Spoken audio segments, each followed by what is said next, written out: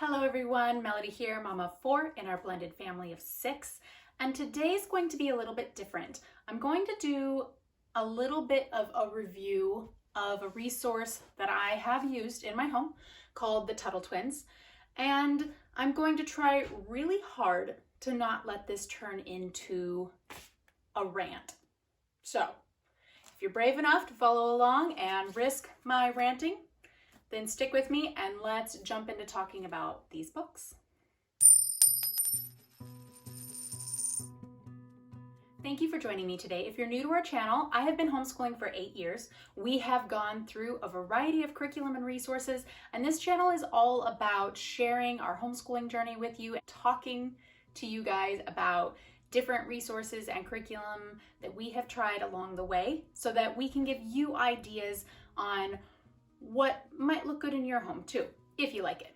I am a secular homeschooler. I generally use secular resources. I have used non-secular resources in the past, and today is one of those that we're going to talk about. I wasn't going to get into these books very deeply because they're not necessarily one of my favorite resources, but I mentioned them in a video about some things you could do on a day off and still feel like you were doing some schoolwork.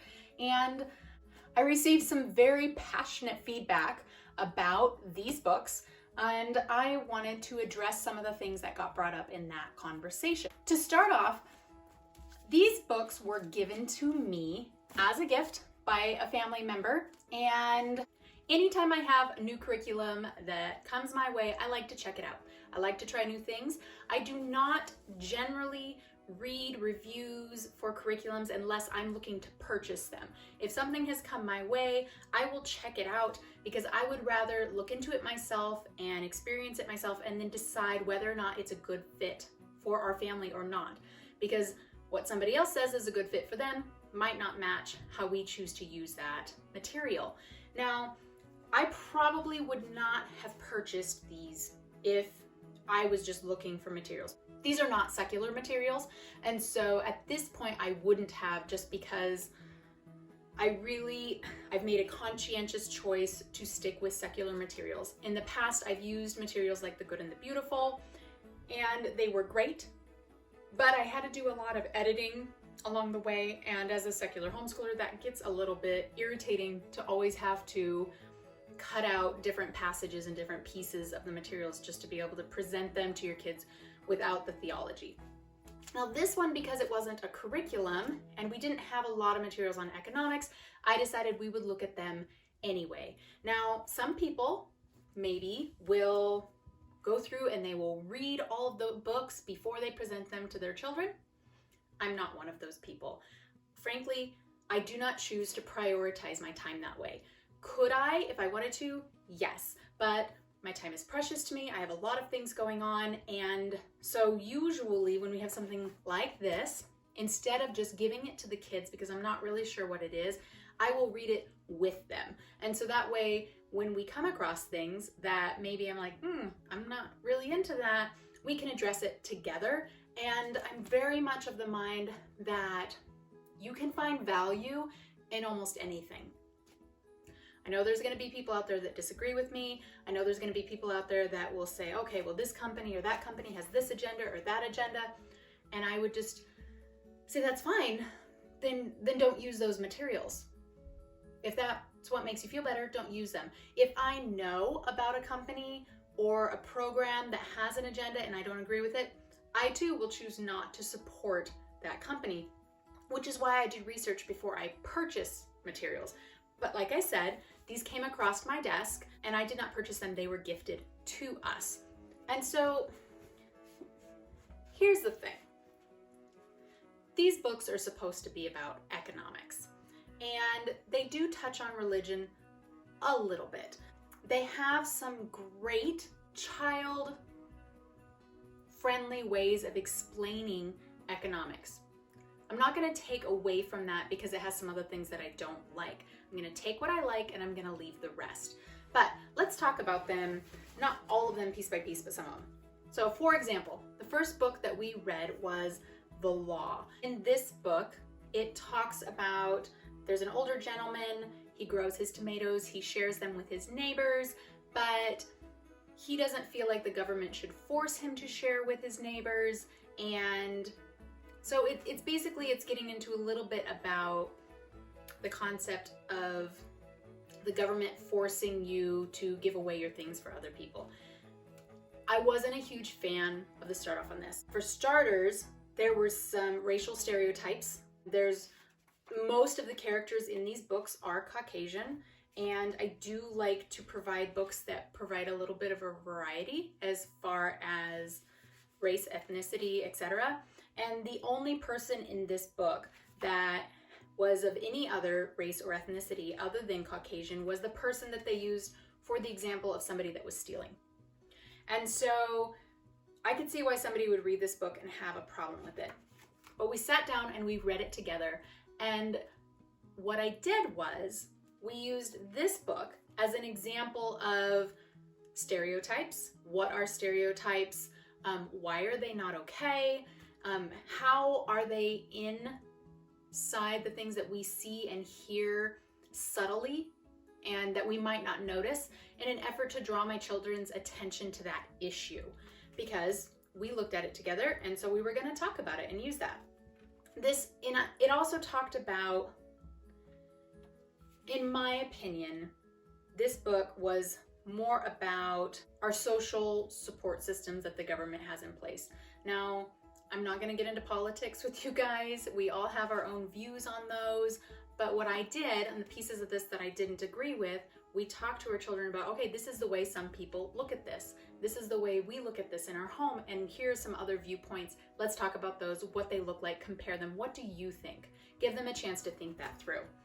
The second book, Miraculous Pencil, I found more value in. It broke down the process and the economics of just creating a pencil. It talked about, let's see if I can find a good page.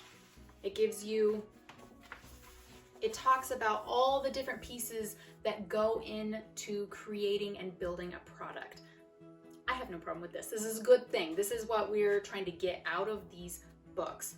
Now, I'm not going to be able to pull out all the issues or benefits of each individual book because it's been a long time since we looked at them, but I'm going to point out the ones that I remember. We've got Creature from Jekyll Island. This one I actually found really informative. It was talking about the trade system and where money originally came from and why there are those bumps on the outside of the coin and why don't we just barter with people? What's the purpose of having money and the use of it? Again, I had the girls try and point out, okay, what are you noticing about the characters in this book? How are people represented? Do you think it's fair? Do you think it's unfair? That kind of thing. This one also talks about inflation and the effect that that has on our economy and how that can be a really bad thing. Food truck fiasco.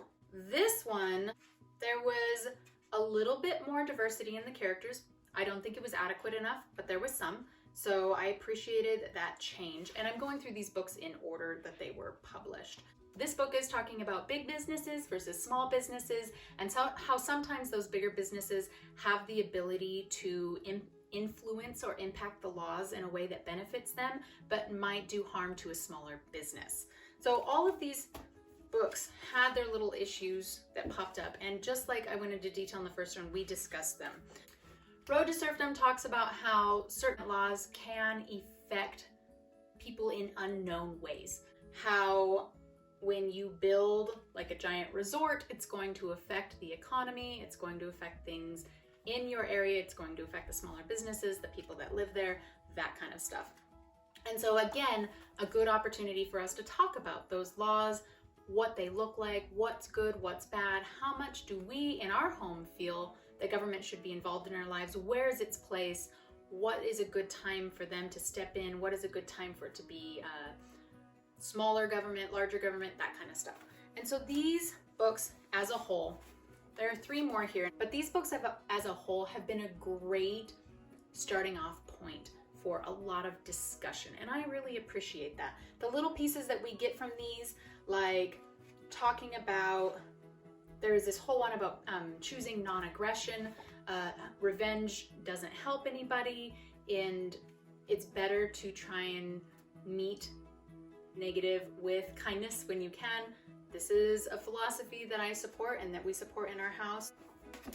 This one talking about how different jobs get paid different wages because they require different skills, different training, that kind of stuff.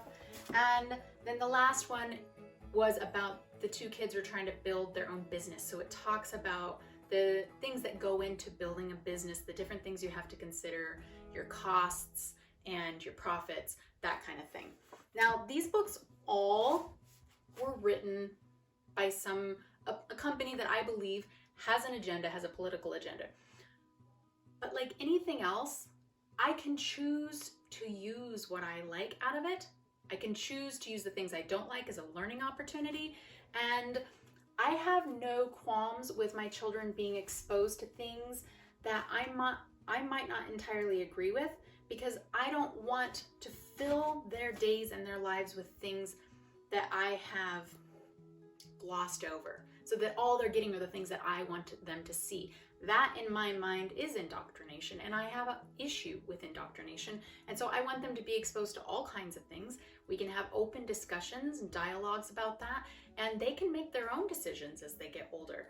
Now, to me, this goes into a bigger issue. When I have a video that comes out and I say, hey, this is something we were reading together, and then somebody attacks me or my channel because I've chosen a resource that I'm thinking they haven't even looked at, they just read a review on, then that's not what I'm here for. I'm here to share with you guys resources we've used. I don't expect all those resources to work well for everyone.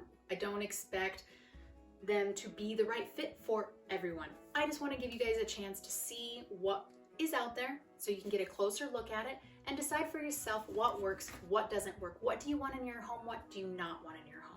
I want to promote the idea that we can all homeschool, that every homeschool should look different because every home is different and every child is different. And we need to celebrate that. And rather than trying to look at each other and pick each other apart, let's assume the best in one another when we can.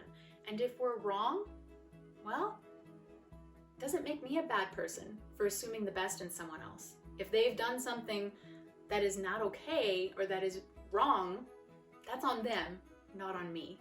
I can choose to take the best out of it and then leave it. I can choose to treat everyone with kindness, regardless of whether we agree on politics or religion or anything else like that. We are all better served if we support each other. There's always something that we can agree on. There's always something that we can find in common if we choose to do that.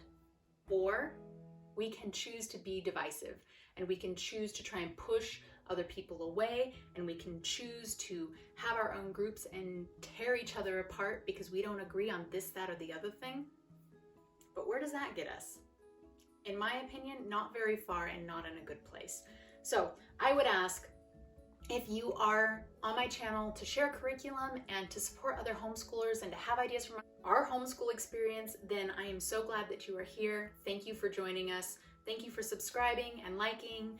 If you're here for other reasons, because you want to argue or fight or tear me or my family down or anything like that because you see something that you disagree with for 30 seconds in a video, then I'm very sorry to hear that. Anyway, thank you for joining me for this miniature rant. I hope that you understand what I'm saying. I don't expect you to agree with what I'm saying, but I stand by, if we can support each other, we will get much farther together than divided. So let's work together when we can. Take what you like and leave the rest. And I will catch you next time.